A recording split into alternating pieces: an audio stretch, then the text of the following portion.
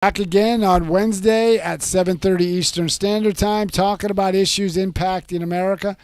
And again, as always, I'm with my crew. We're all veterans talking about issues that are impacting America. And this week is no different than any other week. We're going to ducktail off what we spoke about last week, which was the Israel versus Hamas. But this time it's Biden's foreign policy as it relates to what's going on in the Middle East. And remember, President Biden was supposed to be this foreign policy expert because he spent 36 years as a senator, another 8 years as vice president, and when he was a senator, he either chaired or was the ranking member of the Senate Foreign Relations Committee. And look where we're at right now. We're in the precipice of three major wars, one in a proxy war with Russia and Ukraine, another one potentially with China over Taiwan, and now the news is filled with a regional war breaking out in the Middle East. We'll have to see where it goes.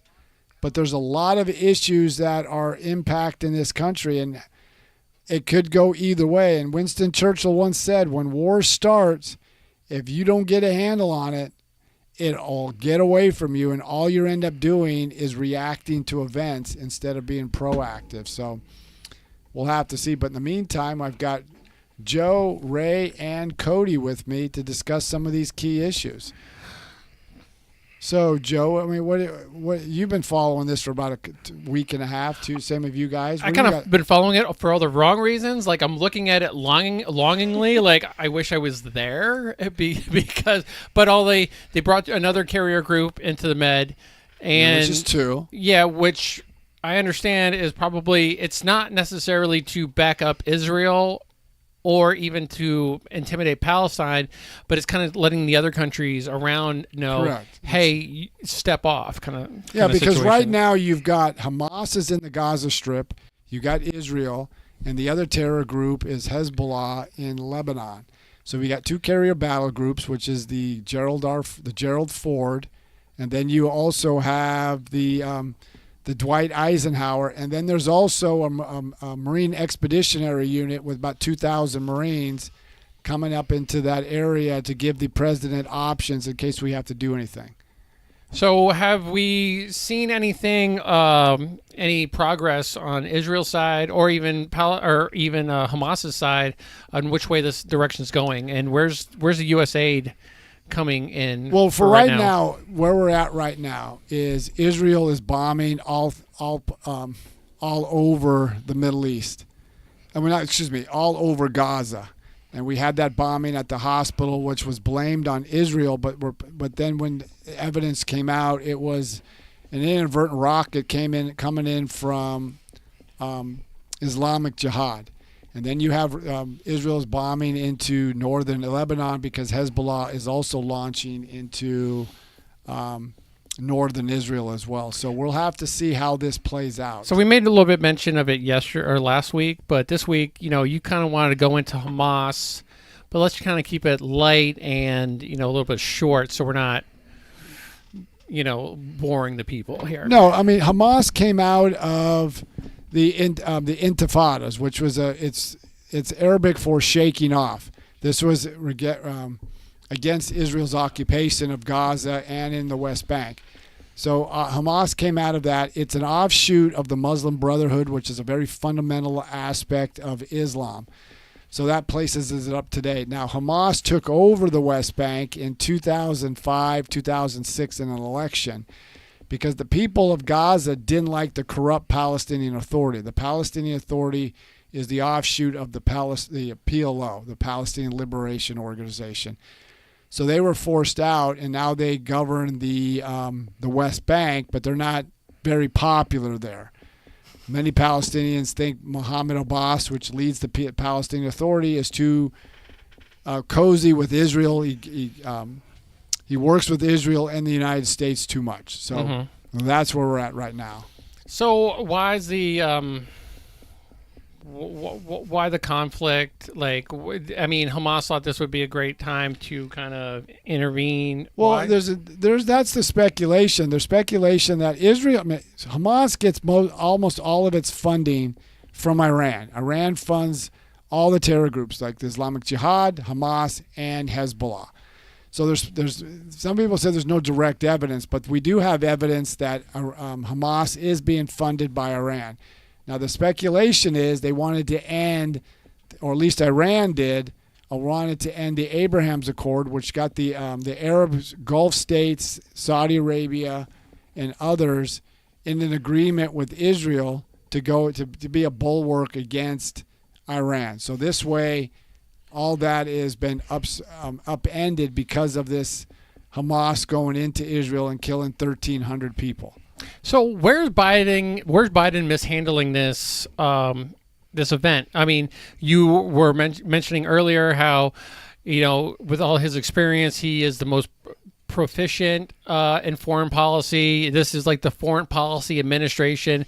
They should be like toppling regimes with as much foreign policy as going on right now, but they're not. So where is the misstep in the Biden administration on causing them not doing so well? Well, the key thing is it goes back to what Sun Tzu said, how to fight without actually fighting. President Biden came into office to do what President Barack Obama did, was to restart the Iran nuclear deal, which was passed, which is the Joint Comprehensive Plan of Action that passed in 2000, or at least Obama signed in 2015. Now that wasn't a treaty because it never passed the Senate to get confirmation. So they passed it, and that lifted some of the sanctions, gave Iran, and they got $500 million and more, allowed Iran to sell oil on the open market.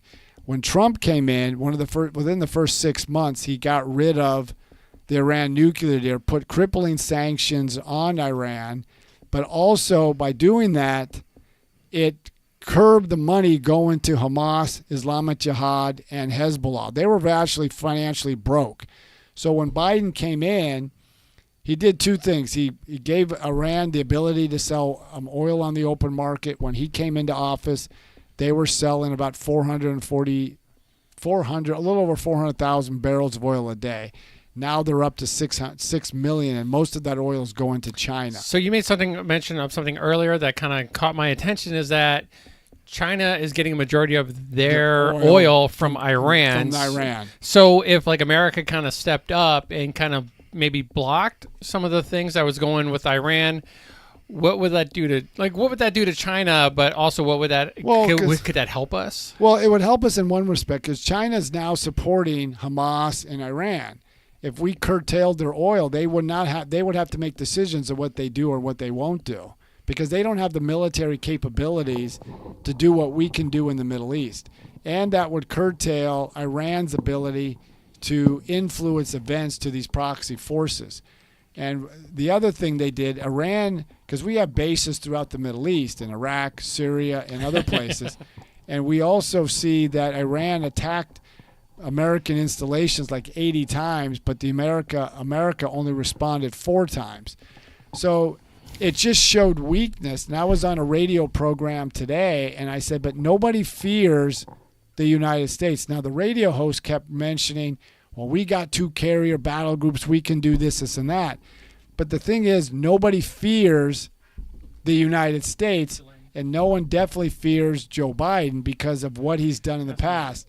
And then the last part is, look how he treated Saudi Arabia. Now, I got it, what Saudi Arabia did with Khashoggi, the journalist who was killed and butchered in Turkey.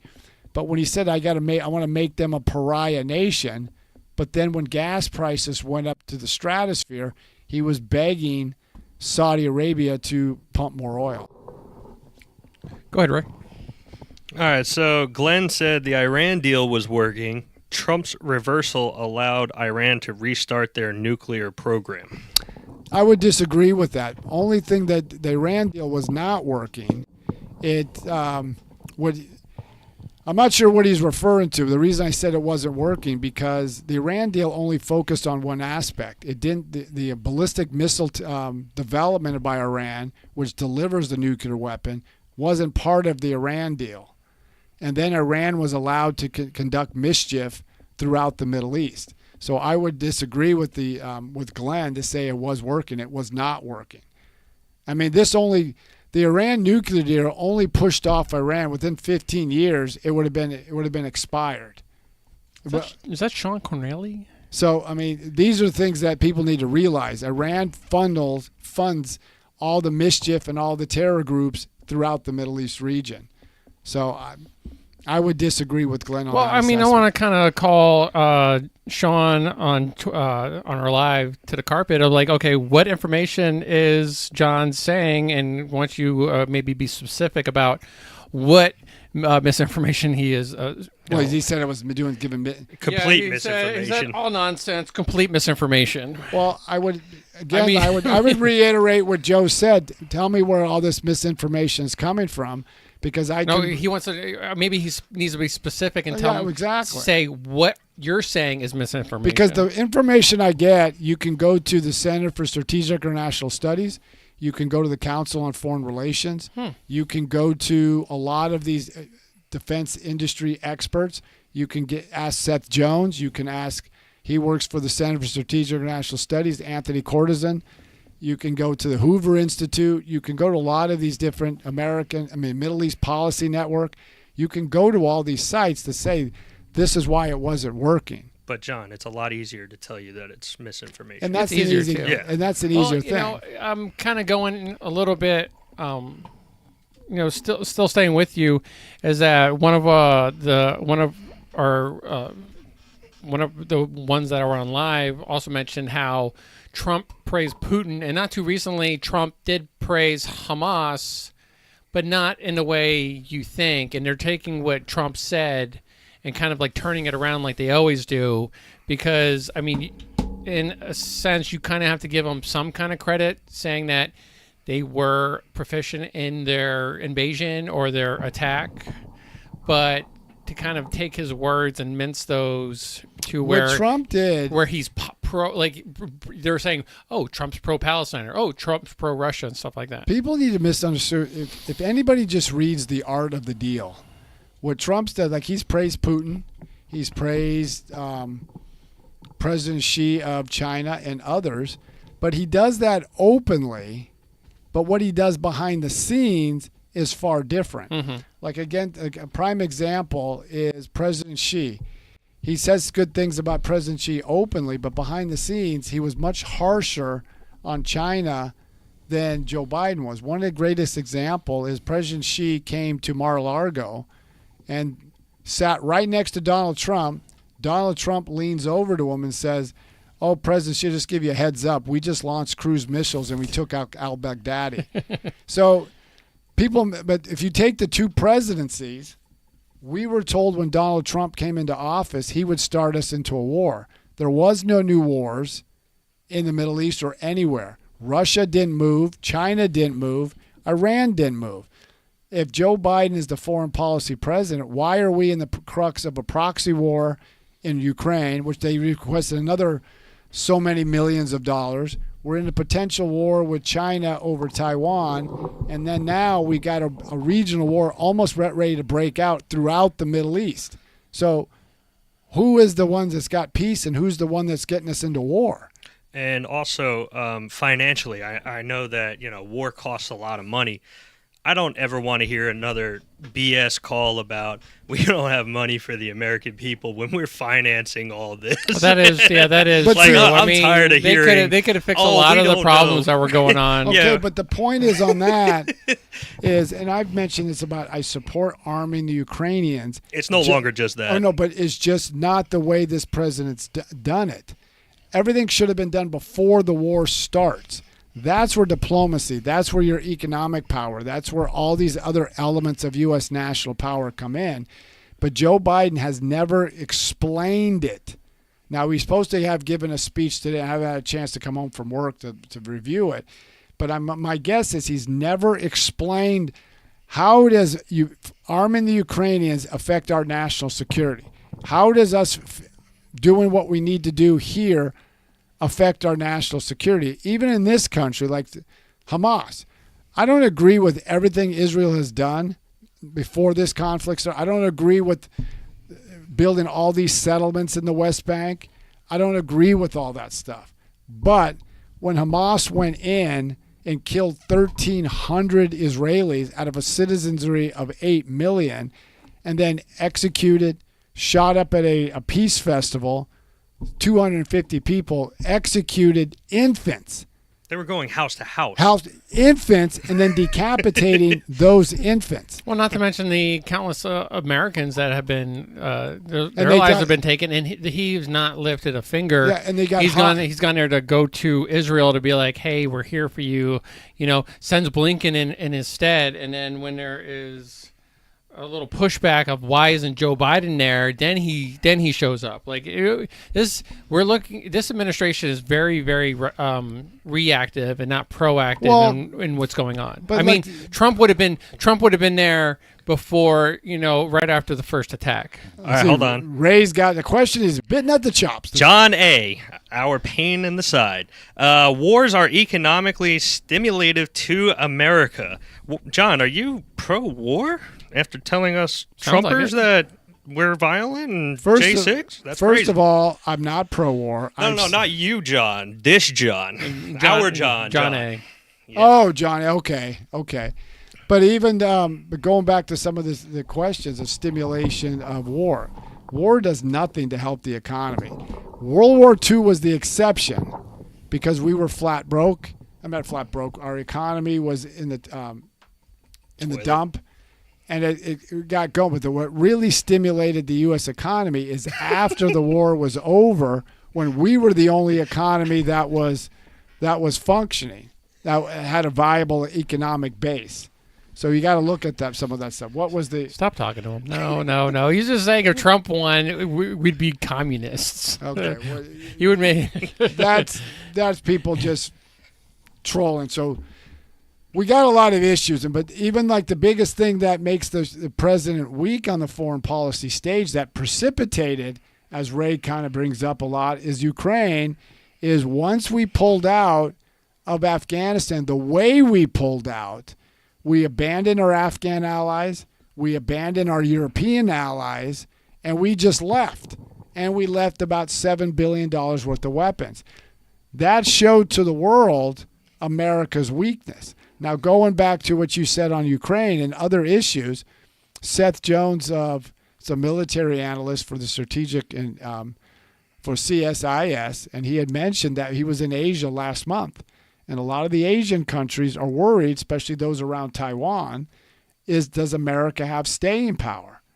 So because you can use the military all you want, but are you going to stick it out? Like Ronald Reagan, when he put the Marines in Beirut and we lost 241 Marines. A couple months later, we pulled out.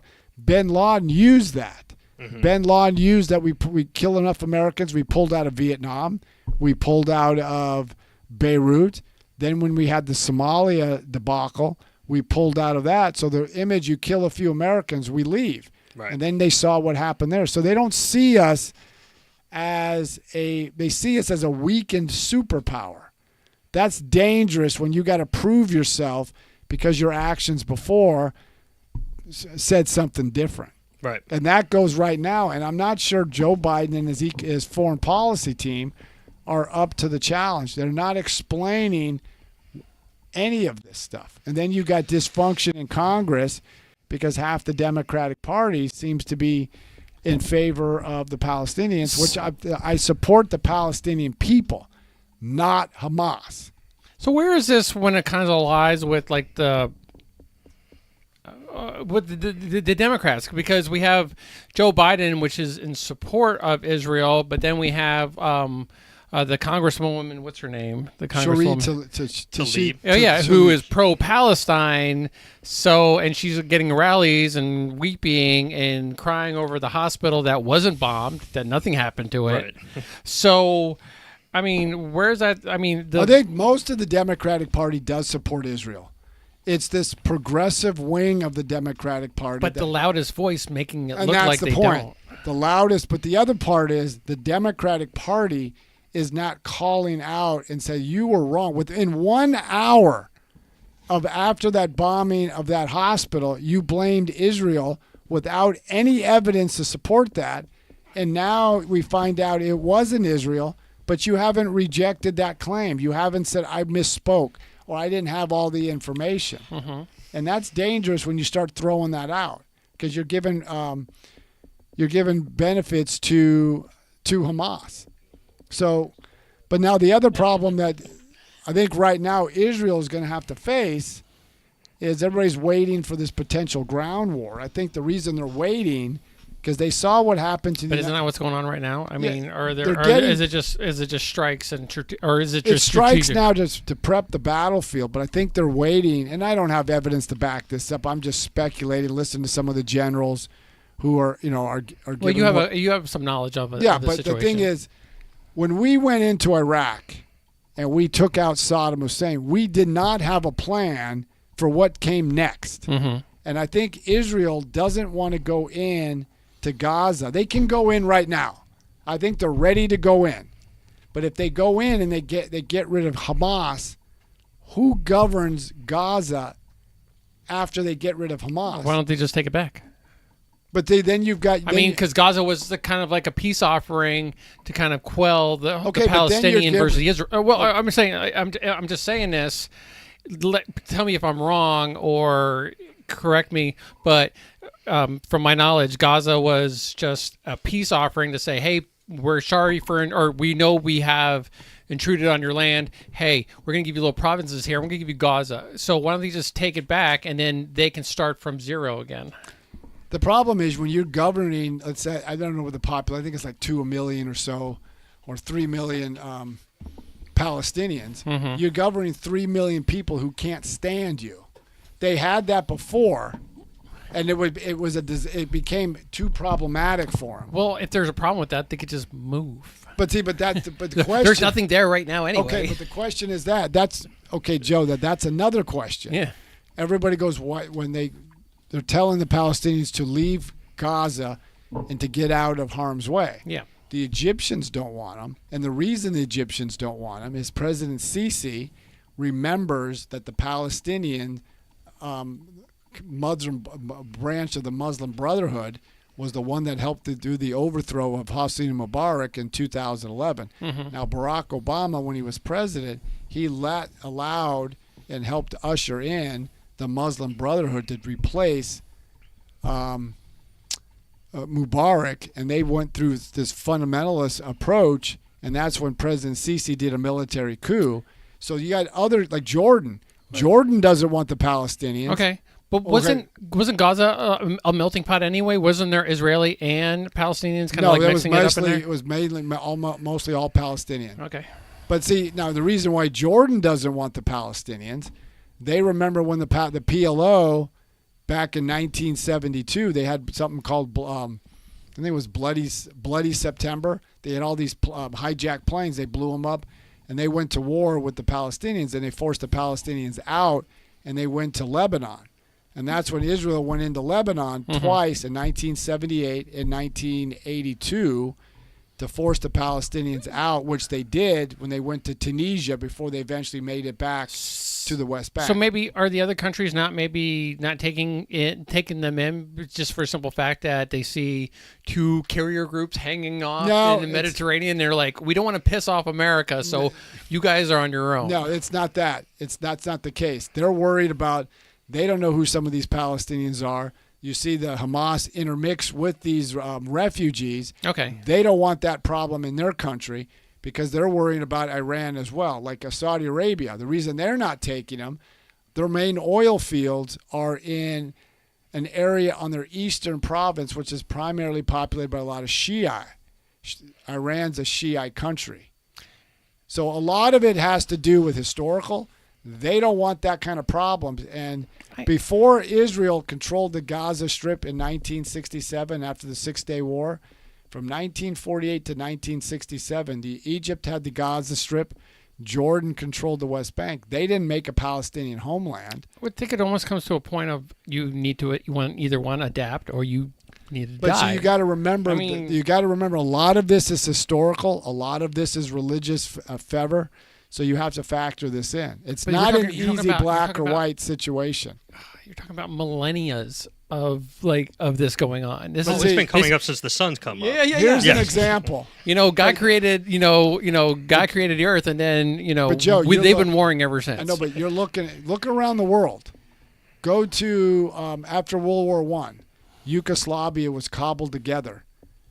what happened after Tito, who was a ruthless dictator, but he kept the factions from going at it with each other. When he died in 1980, then 10 years later, they had all the problems with ethnic cleansing. So, but here's one point. A friend of mine, a guy I work with, his wife is Bulgarian. mm-hmm. They hate the Turks because the Turks under the Ottomans were in Bulgaria centuries ago, and they still remember that. They don't forget those things. So was kind of Israel. So okay, and this is kind of like my knowledge, and like I said, I'm a crayon eater, so I might not be 100% correct on it. But I mean, wasn't Israel kind of given to the Jews for the simple fact of kind of what happened in World War II with because they were settling within the European country, but then all of a sudden they're like, hey, by the way, we got this here for you again, so you guys can go move it. You can move back into your country, but you're gonna have to deal with these guys. That was part. There's some truth to that because of what happened, but also holy crap, the Balfour Agreement of 1917. The British gave Palestine, but the British backed out. But because the British were never going to give either side, they were just placating everybody. So after World War II was over, when Britain had already controlled Palestine, they were financially broke. They couldn't do it anymore. So they punted it to the UN, and the UN came up with a Jewish state and an Arab state.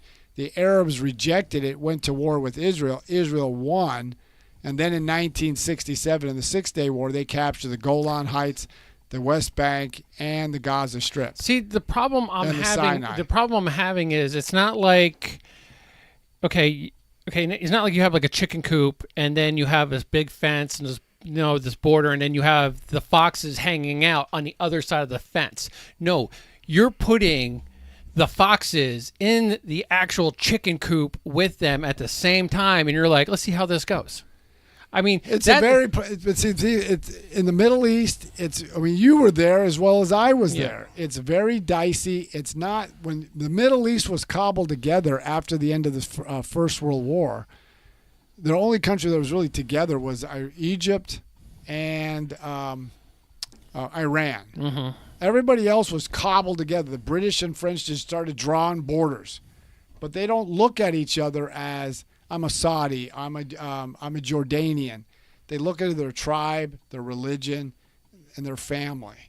So they see things differently. On a level, who's bad when it comes to this situation? Is Israel or is it Palestine? Like, it's not the Palestinians. It's this fundamental the groups like Hamas, Islamic Jihad, and Hezbollah, because they look at things in the religious context. The case in point is that people disagree with Israel's doing. Okay, do you support Israel's right to exist? Mm-hmm. A lot of these groups don't.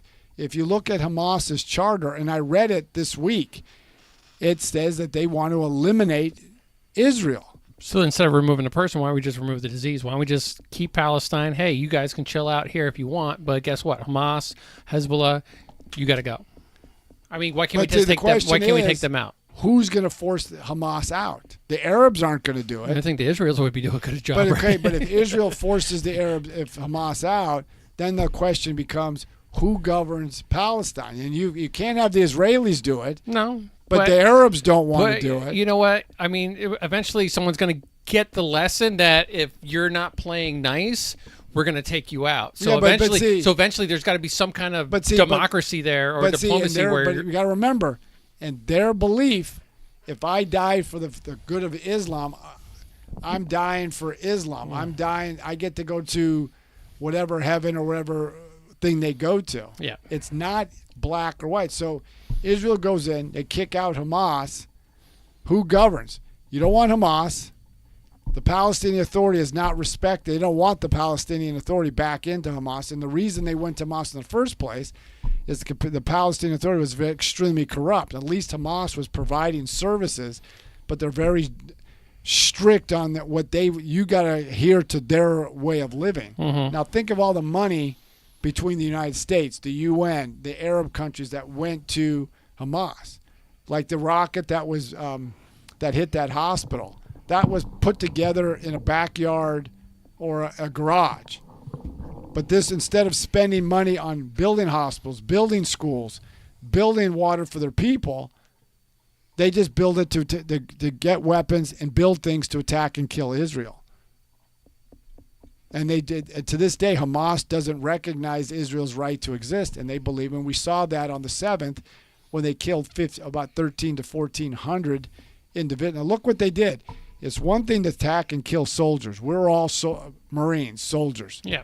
But when you kill 40 infants and then decapitate them, when you burn elderly people alive in their homes, when you shoot up a peace festival and kill 250 people, Yeah. that shows the depravity of this group. And it's so sickening to me when you have And college students in this country and leaders in this country are blaming Israel for everything they deserve. But if the people support what they did, okay. Yeah. If the people support what those groups did, they should die too. I mean, It's just- when it comes to, when you want to get down to it, and I don't think we're going to be able to kind of come to a certain agreement here, but No, we're you not. know, Israel just needs a clean house, and guess what? If you're Palestine, either get out, or and they just need to take It's back just- over the entire country and but stop it's parceling and not stop parceling out land for, hey, Palestine, you can stay here, but you can't stay here. No. Stop that BS. Just clean house. Either you're with us or you're going somewhere else. But what you said a few seconds ago, it's a very difficult. It's one of the out of all the regions of the world, that is the most after the end of the Second World. There's been more wars in that region of the world that has global implications. And if there was no oil there, because oil fuels the economies of the Western world, if it gets into a regional conflict, you're going to see energy prices skyrocket. And one of the other problems is President Biden got rid of America's energy independence. Energy floats on the international market, but when we were exporting energy, we had a say in what those prices would be. So if Saudi Arabia and Russia, before this conflict started, cut back production, we said, screw you. We don't need your oil. We got plenty of our own energy.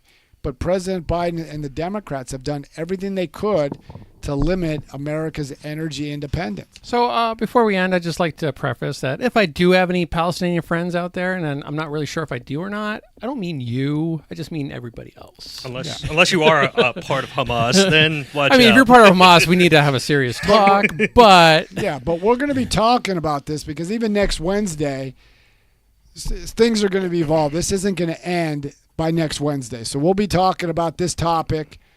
that's fun. It'll be interesting to see is. where we're at.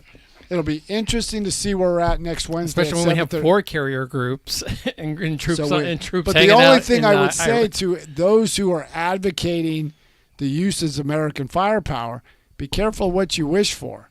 Like Winston Churchill once said, when the war starts, you better have a plan of what's going to transpire. And we've been to conflict, Afghanistan, Iraq, and other places where we got in, and then we're trying to figure out how do we rectify ourselves in this situation, how we pull ourselves out. Okay, one more thing, John, because I really want to punch Glenn in the D, saying technically we are more energy dependent under the Biden administration. I don't think you even should answer that. So we're gonna sign off. John, how can you go ahead and get a hold of you? You can get a hold of us by going to ubaldireports@gmail.com, ubaldireports@gmail.com, or you can check us out on all our social media platforms as Instagram, Twitter, Facebook, definitely TikTok. So keep following us. We're going to keep doing these topics every Wednesday at 7:30 Eastern Standard Time. The goal is to be able to do this every day so we can discuss some of these issues and other issues that impact America. Just everybody know that we are still going to be hanging on TikTok till we get about down to like 12 followers. So if you have any questions, go ahead and throw them up in the chat. Beach Baby, we will talk to you soon. You can go ahead and you can check out Ray, Cody, and Sarek. Those are the other 2 that are not talking. As we progress in opening up our very own gun range, gun store, gunsmithing, with training and classes. So, and we're getting very, very close, looking at towards the end of the month. And then All things going well. We're looking at doing a grand opening in February, but you can also get us at allamericangunslingers.com and our new cruciblearmory.com. And we will be doling out emails here in a little bit, so just keep on looking out for that, and we will fill you in. Until then, if you want to email us anything, just go to allamericangunslingers@gmail.com, and we will talk to you soon. All right, so what other questions are left on the TikTok thingy? Just say goodbye first. Well, I want to say goodbye to everybody till next Wednesday at 7:30